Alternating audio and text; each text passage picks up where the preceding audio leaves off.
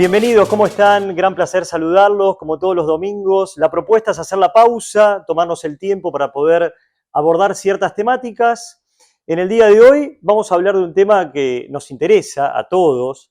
La realidad de Argentina, el gobierno de Javier Milei está llegando casi a su primer año de mandato y por eso traje a un experto en la materia. Él es Gustavo Marangoni, politólogo, docente universitario de gran recorrido. ¿Cómo estás, Gustavo? Bien, muy bien, muchas gracias por la invitación. Bueno, venía caminando para acá y me preguntaba cuáles eran tus sensaciones cada vez que terminás en este ámbito facultativo de dictar una clase. Es muy gratificante dar clases e interactuar con chicos de 20 años.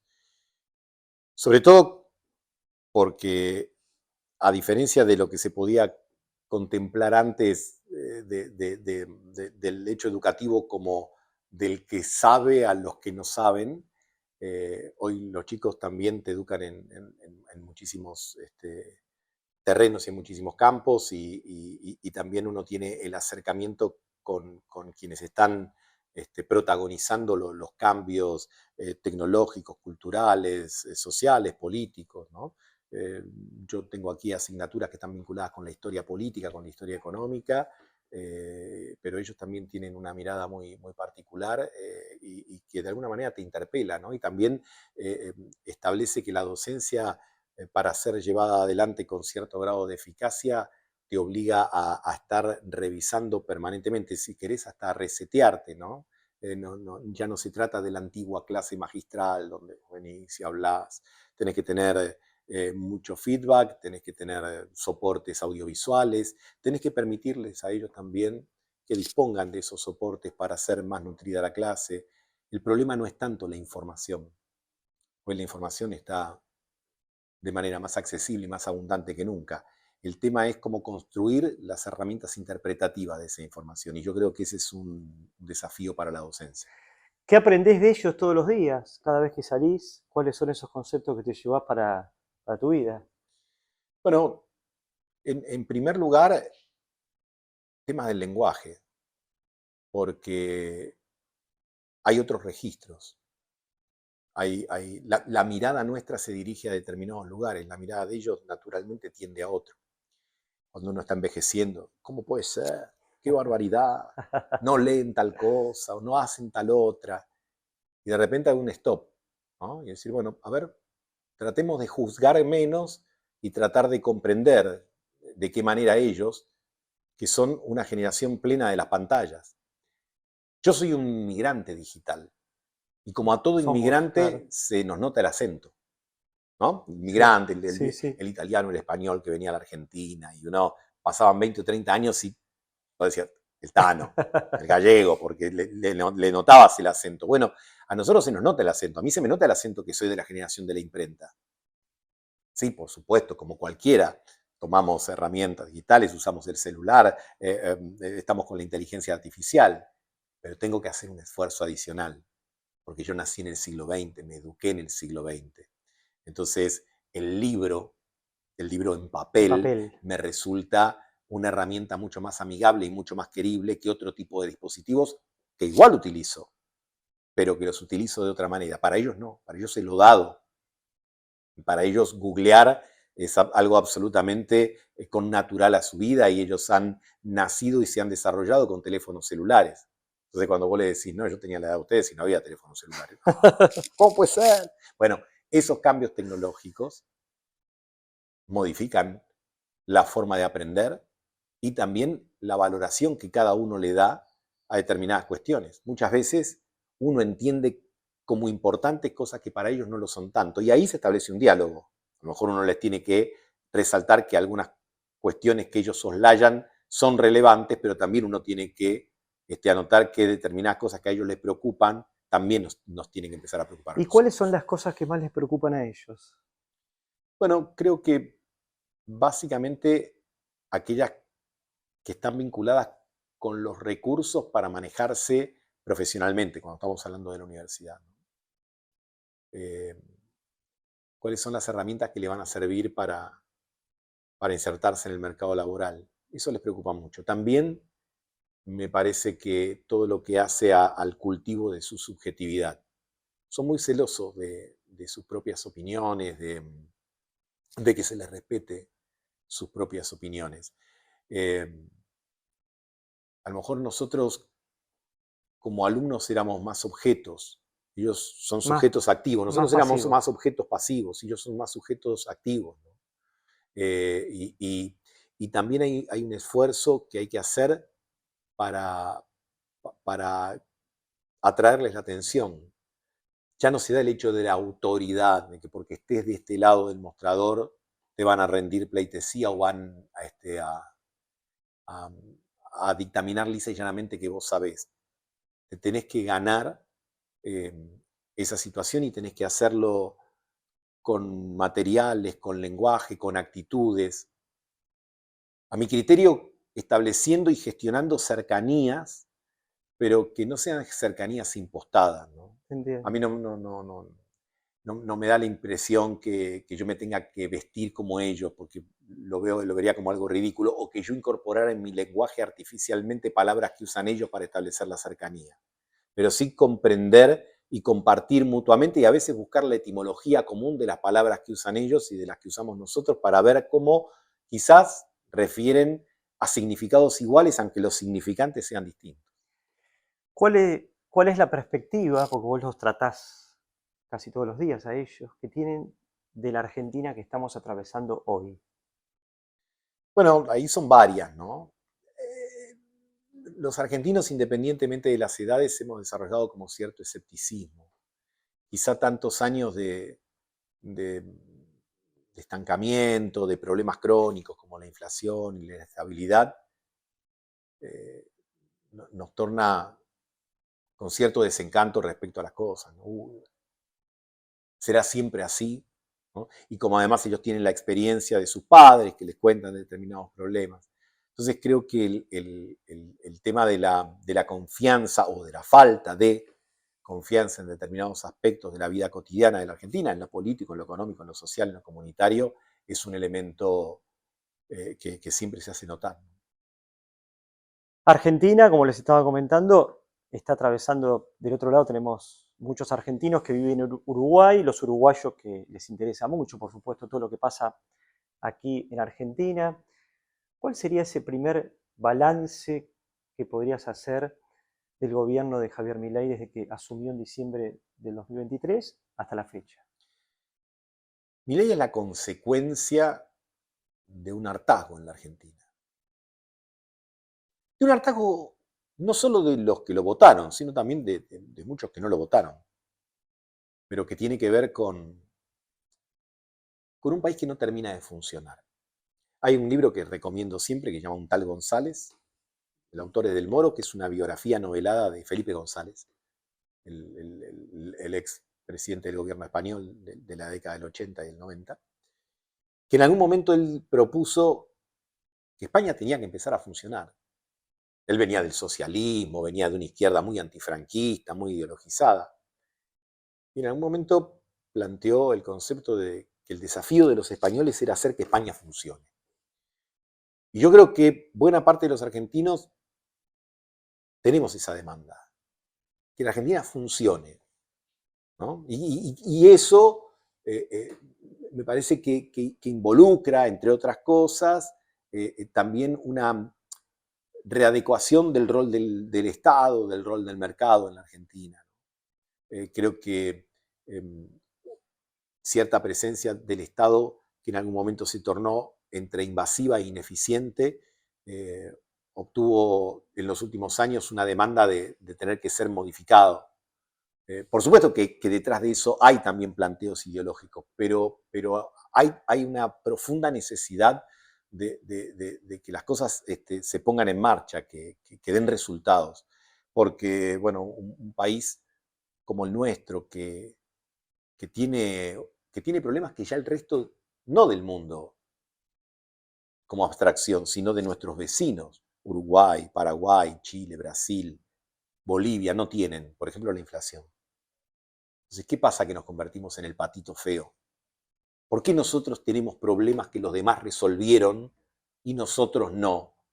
¿Por qué no podemos hacer que funcionen determinadas cosas que en otros lugares, que son muy similares a nosotros en materia sociodemográfica, cultural, educativa, han podido resolver y sin embargo nosotros estamos ahí, ¿no? A mitad de camino. ¿Y por qué no podemos? Bueno, creo que hay muchos motivos. Hay muchas disputas que a mi criterio son demasiado teóricas y muy poco prácticas, que están cargadas en algún aspecto de muchas historias y de menos presente. Creo que un elemento importante es que nos hemos convertido en adictos de determinadas prácticas nocivas y las adicciones son difíciles de corregir. La inflación es una adicción porque te instala en una nominalidad donde vos supuestamente tenés más cuando en realidad tenés menos. Pero esa sensación de tener más es algo a lo que es difícil renunciar. Un mes gana 100.000, otro gana 120, otro gana 150. En realidad no ganás más. Pero si estás en una economía estable, tenés que acostumbrarte que para pasar de 100 a 101 vas a tener que hacer una serie de cambios, mejorar procesos, eficiencias, tener utilidades reales. Y nos cuesta porque las últimas décadas, con algún lapso muy breve, vivimos con eso y eso en realidad está apalancado a la vez en prácticas muy recurrentes que fueron, bueno, pero esto se puede arreglar o pidiendo prestado o emitiendo. Entonces no es tan grave. Y ahí tenemos un problema. Ahora, ¿cuáles serían estos hechos o los hechos más importantes en el gobierno de Javier Milei que ha cumplido en relación a lo que dijo en su campaña? El tema del equilibrio presupuestario. Me parece que ahí hay, inclusive gente que no está de acuerdo con Milei, te dice, bueno, pero ahí cumplió.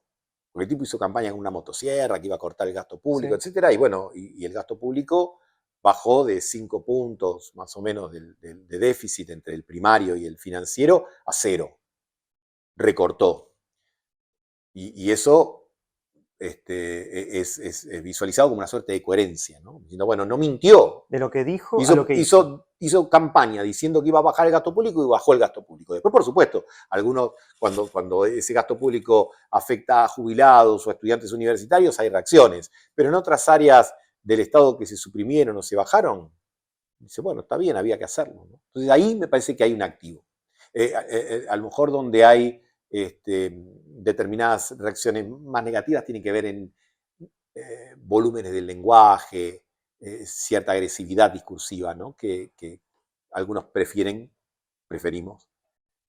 que no esté, ¿no? Digamos, Ahí te adelantaste a lo que te iba a preguntar, que tiene que ver cómo ves la forma que tiene Milei a la hora de comunicar sus políticas de Estado y si estaría bueno que baje un poco los decibeles en relación a cómo fue la campaña y cómo fue hoy, seguramente sí, pero cómo es hoy, cómo analizás hoy la comunicación. uno entiende que fue un elemento muy importante de su construcción narrativa como candidato el hecho de ese lenguaje agresivo muchas veces, profundamente antagonista, y que de alguna manera todavía le sigue dando réditos. Pero también las reformas profundas de los países se tienen que hacer sobre la base de consensos. Claro. Seamos honestos intelectualmente. Si vos querés hacer un consenso para bajar el gasto público, probablemente no termine bajando mucho porque, yo te digo, conversemos. ¿Vos cuánto estás dispuesto? No, nada. Porque yo no tengo privilegios, yo tengo derechos, privilegios tenés vos. Entonces, que sea más asertivo en esa materia es comprensible. Pero en algún punto, en algún momento, más temprano que tarde, me parece que se van a tener que empezar a establecer bases de consensos para que se empiecen a visualizar que si hay cambios positivos se van a poder mantener en el tiempo.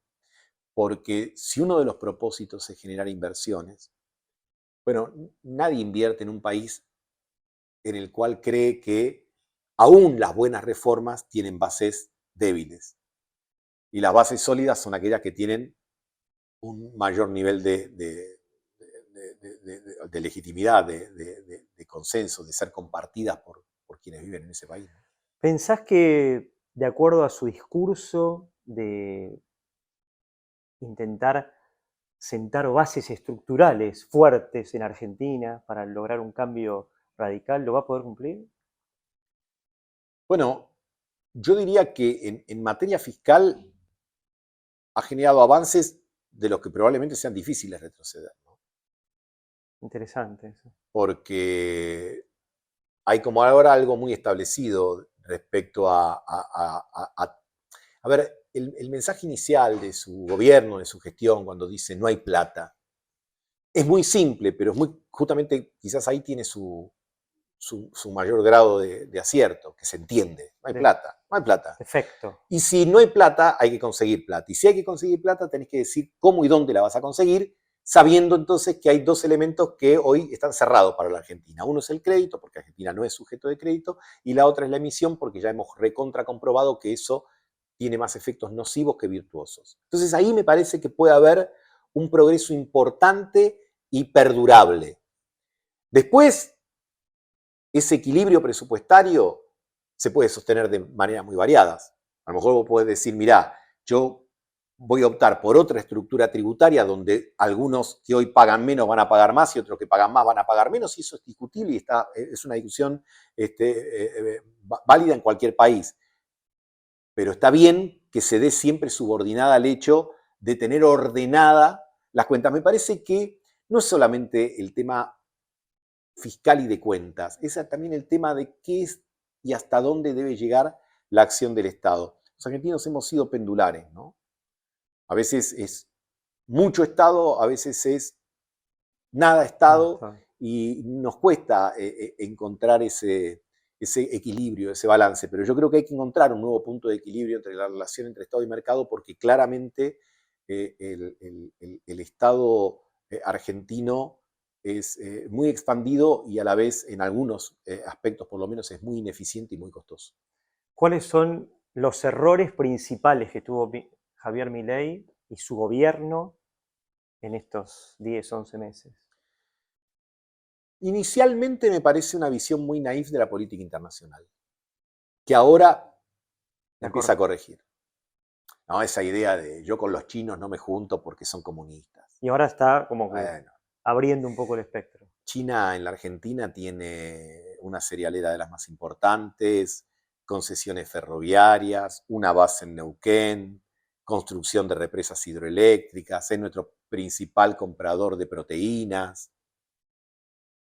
¿no? Replicándole con un mandatario chino del siglo XX, que el gato sea blanco o negro es menos importante que cazar ratones. Entonces, en la relación con China tenemos que privilegiar el hecho de cazar ratones, lo práctico, lo que funcione. Lo propio me parece que va a haber que corregir en la relación con otros vecinos, ¿no? Argentina tiene que tener una relación, pero no solo por buenos modales, tiene que tener una relación cordial y productiva con todos sus vecinos de la región por una cuestión elemental. Ningún país se puede mudar del continente que le toca. Si vos vivís en un edificio y te llevas muy mal con la gente, bueno, a lo mejor es una decisión costosa, pero decís, me voy a otro lado. Pero los países no podemos mudarnos. Y en el caso, por ejemplo, de Argentina y Brasil, es un elemento fundamental. La Argentina tiene que llevarse bien con Brasil independientemente de quién gobierne Brasil. A nosotros quién gobierne Brasil es una decisión de los brasileños, como quién gobierna Uruguay, Bolivia, Paraguay, Chile, etc. Pero nosotros tenemos que llevarnos bien con esos vecinos y tenemos que generar emprendimientos productivos porque compartimos, por ejemplo, ahora se acerca el verano y de acuerdo a las propias autoridades energéticas de la Argentina es probable que tengamos algunas dificultades. Bueno, es levantar el teléfono y tener que hablar con Brasil, con Paraguay o con Uruguay y decir, necesitamos ¿Qué se puede hacer? una interconexión, necesitamos un refuerzo de energía porque vamos a tener algunos problemas específicos. Y de esas podríamos narrar un montón, porque además la forma de insertarse en el mundo más adecuada es siempre a partir de una plataforma común. Yo creo que en ese sentido también va a tener que haber una mejor ponderación del Mercosur. No porque el Mercosur esté funcionando una maravilla, tiene un montón de cosas para corregir el Mercosur, pero es el Mercosur. ¿Un Mercosur más abierto? Sí, un Mercosur más abierto, sin duda, pero es una alianza estratégica regional no para cerrarse al mundo, sino para integrarse al mundo con más capacidad de negociación, porque el gran problema de América Latina es la asimetría al momento de negociar con Estados Unidos, con China, con Europa, con India, que tienen volúmenes frente a los cuales los nuestros son insignificantes. Se vienen las elecciones en Uruguay, presidenciales ya dentro de muy poquito. Contame cuál es tu mirada en relación a la relación esta tan cercana Uruguay-Argentina, que en los últimos años ha sido muy fluctuante, cambiante. ¿Cómo ves la mirada de un nuevo presidente que se acerque un poco más a lo que es el gobierno de Javier Milei? Bueno, en la lógica de la que hablamos recién, eh, estamos obligados a tener la mejor convivencia posible, porque tenemos cuestiones comerciales, cuestiones de turismo que son Exacto. muy relevantes entre ambos países. Me parece que inclusive en otros momentos ya felizmente lejanos, tuvimos disputas con Uruguay con clausura de puentes internacionales. Exacto. Con Uruguay. Somos rioplatenses, que tenemos toda una historia compartida y sin embargo se tomaron actitudes beligerantes frente a problemas que eran absolutamente conversables, absolutamente negociables en una mesa. Y llevamos el nivel de conflicto a prácticamente la ruptura de todo tipo de relación diplomática. ¿O hay algo más agresivo que cortar un puente? Cortar un puente es la imagen de cortar el diálogo, la comunicación, una relación. ¿Viste? Cuando uno dice cortemos los puentes. Bueno, insisto, afortunadamente eso quedó atrás. Tenemos que establecer una agenda positiva. Uruguay en distintos y sucesivos gobiernos ha manifestado precisamente respecto al Mercosur la idea a lo mejor de hacer un regionalismo más abierto. Creo que hay que contemplar eso porque naturalmente Uruguay y Paraguay por escala van a tener otra visión respecto a la cuestión arancelaria de la que podemos tener Brasil y la Argentina, pero eso hay que ponerlo en una mesa de perspectiva y después desarrollar posiciones comunes respecto a otros temas importantes de América Latina como el que tiene que ver con Venezuela, lo que tiene que ver con la democracia en la región, con la violación de los derechos humanos, con los autoritarismos. Entonces me parece que ahí hay que tener el mejor nivel de diálogo posible, ¿no? Volviendo un poquito acá, a Argentina, y a Javier Milei como un hecho muy protagónico desde su rol político, nos vamos al otro lado que es la oposición. ¿Hay algún dirigente opositor que se perfila para hacerle frente a un Javier Milei, contrastando sus ideas a futuro, que pueda tener una balanza y que pueda disputar las próximas elecciones, por ejemplo? Todavía no se ve. Creo que es temprano. Los regímenes presidencialistas como el argentino no tienen jefes de la oposición. Los regímenes parlamentarios sí tienen jefe de la oposición. Los regímenes presidencialistas no. Para que haya un jefe de la oposición o una cara que vos digas esta o esta persona puede ser, vamos a tener que esperar, calculo yo, un par de años. Porque además las elecciones del año que viene son elecciones de medio término legislativas que yo te diría son 24 elecciones, por las 24 provincias que tiene la Argentina. Por lo tanto, no necesitas un referente nacional. Y además, creo que la principal fuerza de la oposición, el peronismo kirchnerista, Unión por la Patria, todavía se debe un debate interno muy profundo respecto a lo que fue el fracaso de su último gobierno. En todos los gobiernos, cuando uno escucha a los analistas, a los politólogos, economistas, la política y la economía van de la mano, van por distintos carriles, tienen que fusionarse. ¿Y cómo está la situación hoy en Argentina desde ese lugar? ¿Van de la mano la política y la economía juntas? A ver, sí y no.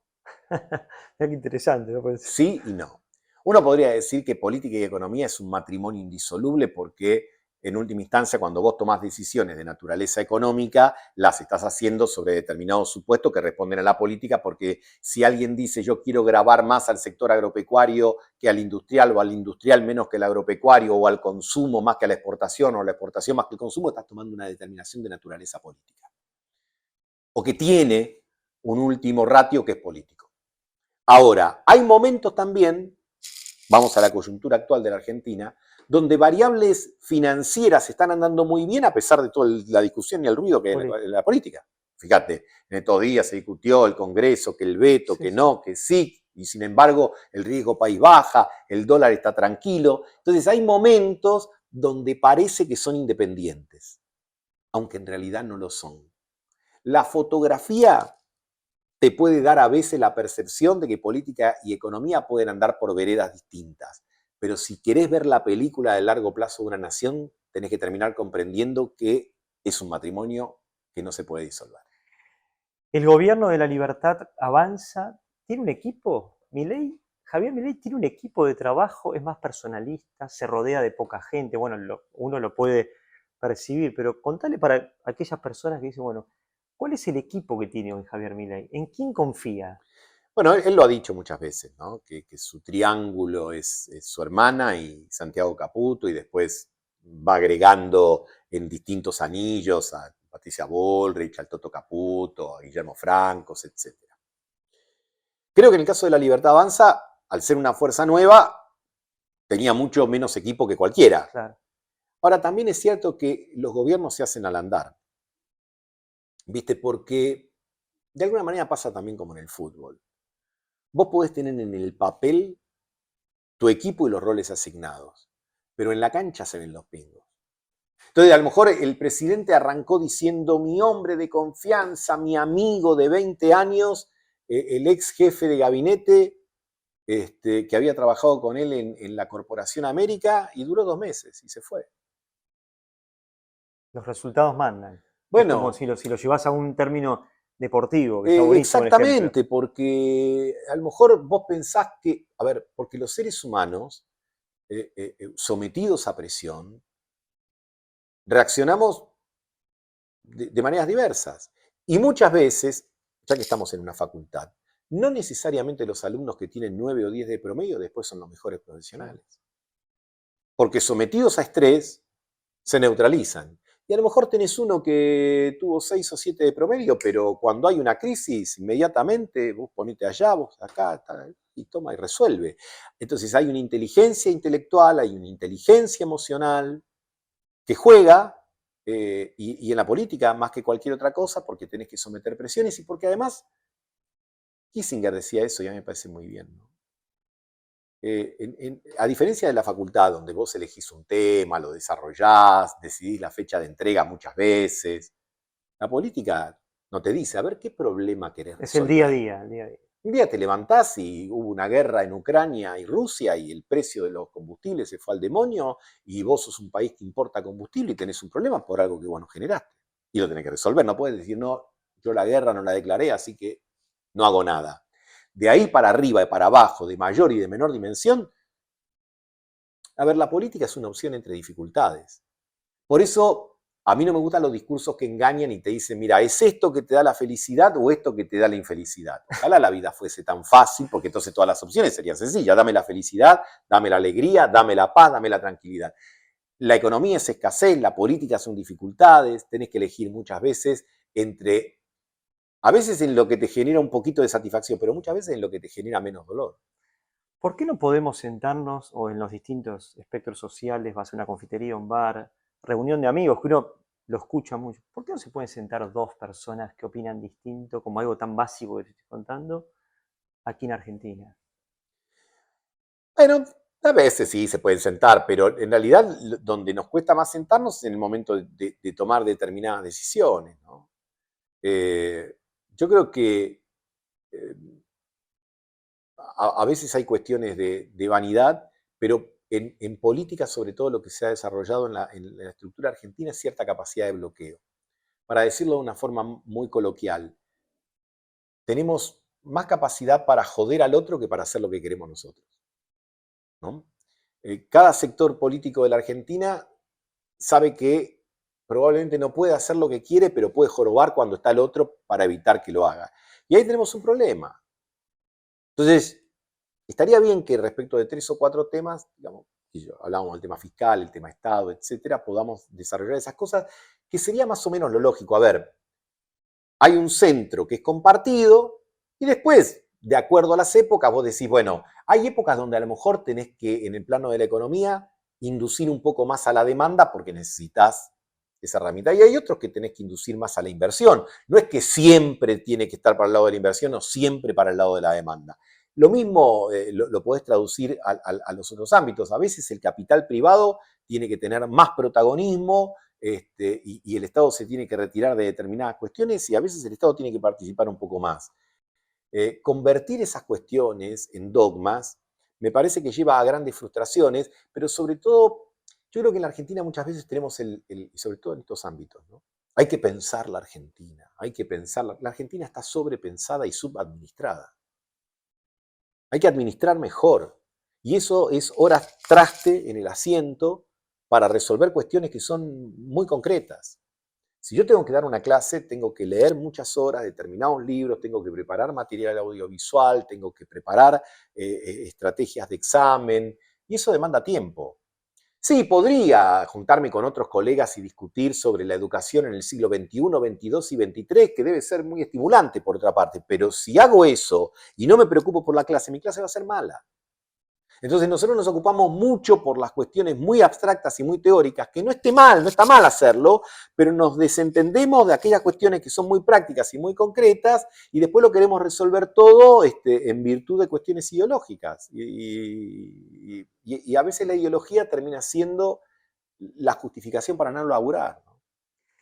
¿Cuál es el análisis que hacen? Porque yo me pregunto, ¿qué pasa con los politólogos del exterior en relación con el análisis que hacen de Argentina? ¿Qué dicen los politólogos, la gente, tus colegas de Argentina, hoy? Mira, yo Que vos conocés y que tenés contacto. tuve la oportunidad de viajar hace poco. Hay mucho interés por la personalidad de Milei. Claro. Hay interés que en algunos casos va acompañado de comentarios positivos y en otros no. Pero sí siempre hay una duda, ¿no? ¿Qué les pasa a los argentinos? Siempre es esa pregunta, ¿no? ¿Qué les pasa que hace tanto tiempo que están así? Los brasileños tienen una suerte de frase que dice, solamente gente tan sofisticada como la Argentina puede hacer lo que hizo con ese país. Y aunque sea una exageración, algo de razón tiene. Que a veces somos muy sofisticados, damos demasiada vuelta a las cosas y nos autodañamos de una manera importante. Entonces, lo que genera cierta curiosidad en ámbitos de economistas, de politólogos, etcétera, es cómo no poder encontrar los mecanismos para que la cosa funcione. Vuelvo al ejemplo de Felipe González. ¿Cómo encontrar los mecanismos y los procedimientos para que las cosas funcionen? Porque a priori es como vuelvo al fútbol porque soy futbolero. Sí, me parece buenísimo, así que somos del palo del deporte también. Durante la década del 60, del 50, del 70 teníamos los mejores jugadores del mundo, Di Stéfano, Sívori, era espectáculo. No salíamos, íbamos a los campeonatos del mundo y hacíamos sapo. Mal, mal, mal. Decía, bueno, ¿qué falta? Falta el mecanismo de equipo, falta el técnico con visión, etc. Bueno, en las últimas décadas pudimos revertir eso a partir de disciplina, pero sobre todo de algo que me parece muy interesante, que a partir de que los jugadores de fútbol argentinos tienen alto nivel de rendimiento y competitividad en Europa, exterior. Después, organizados adentro, pueden tener buenos resultados con la celeste y blanca. Y quizás a la economía argentina, a la política argentina también le sirve ese ejemplo, ¿no? Que tenemos que poder ver cómo funcionan los sistemas políticos eficientes y los sistemas económicos eficientes, tratar de tomar el ejemplo y la experiencia de muchos argentinos que están allí y traerlos acá para ponernos a ese servicio. No porque los de acá no tengan, los de acá también tenemos cosas para hacer, pero digo, tenemos CEOs en compañías internacionales muy exitosas, funcionarios en organismos multilaterales que trabajan excelentemente bien, asesores del Fondo Monetario Internacional, etcétera. Y vos decís, bueno, ¿por qué toda esa experiencia no puede ser también puesta en común acá para diciendo, miren muchachos, hay cosas con las que no se jode? En el fondo, todo termina siendo tan sencillo como eso. Hay cosas que ya no podemos seguir discutiendo. Es muy interesante los ejemplos que traes, el mundo del deporte, el mundial de fútbol, cuántas cosas se pueden aplicar a la política, todo el ámbito científico, también médico, de Ni muchos hablar. argentinos que están en el exterior. Para ir cerrando y agradecerte porque es una charla para quedarme horas acá, porque sinceramente hoy Argentina merece también tener este tipo de análisis. Contame cuando terminás un día de toda tu rutina, de hablar de mucho de esto, bueno, ¿hacés algún balance? Decís, bueno, basta de política porque No, estoy pasado por arriba, o no, cada vez no, te vas metiendo más. no, desde chico a mí no me cansa, porque las vocaciones no cansan, son muy absorbentes. Sí, yo siempre digo que tuve la bendición, la suerte, la gracia de poder trabajar de lo que me gusta. Entonces no te das cuenta cuando estás trabajando y cuando no estás trabajando, porque cuando yo me quiero distraer, leo un libro de historia, o de política, o de Claro, economía, y claro. me da un placer enorme. No es que siento que estoy llevándome trabajo a casa. A mucha gente le puede pasar, que está en la casa y se lleva trabajo de la oficina y dice, qué barbaridad, no puedo Sí, sí. descansar. Ahora, cuando yo leo un libro que me gusta de política o de economía, o veo un programa, o escucho una entrevista, o me prendo en un canal de streaming, etcétera, yo sigo disfrutando igual, porque me gusta, en última instancia, analizar cómo tomamos decisiones, cómo toman otros decisiones, y eso me parece un elemento apasionante en la vida del ser humano. Acá pasó, bueno, pasaron varios personajes, pero me quedó un poco la frase del doctor José Eduardo Abadi, hablando mucho del tema de la salud mental, que hacías mención a que tiene que ver mucho las relaciones entre los argentinos y es muy cierto. Para cerrar, y la última, porque sí, surgen preguntas, si nos vamos a el mundo del deporte, los dos somos del palo del deporte, Argentina campeón del Mundial, ¿cuáles serían, si tenés que hacer algunas comparaciones del equipo de Lionel Scaloni con los integrantes del gabinete de Javier Milei? Hay De Pauls, hay, bueno, Messi, hay Di Marías, hay Dibu Martínez, o hay uno solo. ¿Cómo es esto? Bueno, a los ojos de Milei, él es muy elogioso respecto de su ministro de Economía, de su ministra de Seguridad, etcétera, ¿no? Pero creo que todavía este equipo es muy Milei dependiente. Claro.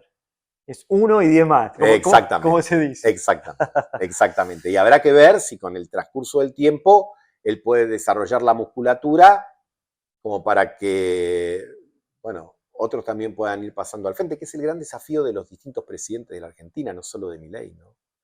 En algún punto, el tema de la gente habilidosa, talentosa, es que no quiera, como se dice también en el fútbol, patear el córner y cabecear. No se Claro, puede. hacer todo. Por más talento que tengas, hay uno que patea el córner y hay otro que cabecea.